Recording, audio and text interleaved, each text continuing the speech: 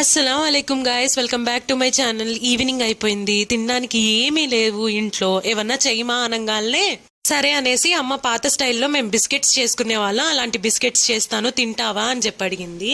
ఏదో ఒకటి తింటాను అని చెప్పాను అన్నాను. ఇంకా ప్రాసెస్ అయితే స్టార్ట్ చేసింది. పిండి కలిపే వీడియో అయితే నేను తీయలేదు.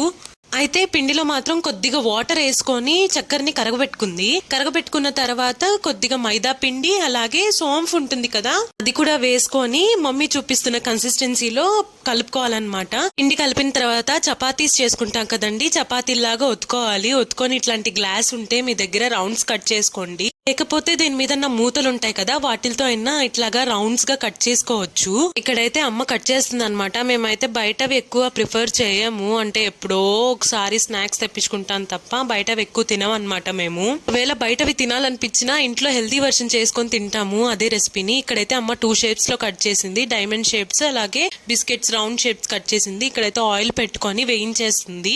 ఇవైతే త్వరగా వేగిపోతాయంట అమ్మ చెప్తూ ఉంది. ఫస్ట్ అయితే ఆయిల్ ని ఫుల్ హీట్ చేసుకొని కొద్దిగా సిమ్ లో పెట్టేసుకొని ఇవైతే వేసుకోవాలి. సైడ్ వేగిన తర్వాత ఇంకో సైడ్ కి చిన్నగా తిప్పుకుంటూ వేయించుకోవాలి. ఇక్కడ ఇట్లాగా గోల్డెన్ బ్రౌన్ కలర్ లోకి వచ్చిన తర్వాత తీసేసుకొని పెట్టుకోవాలి. ఇప్పుడైతే అమ్మ డైమండ్ షేప్స్ కట్ చేసింది కదా, అవి కూడా వేయించేస్తుంది. ఇవి కూడా తొందరగా వేగిపోతాయంట.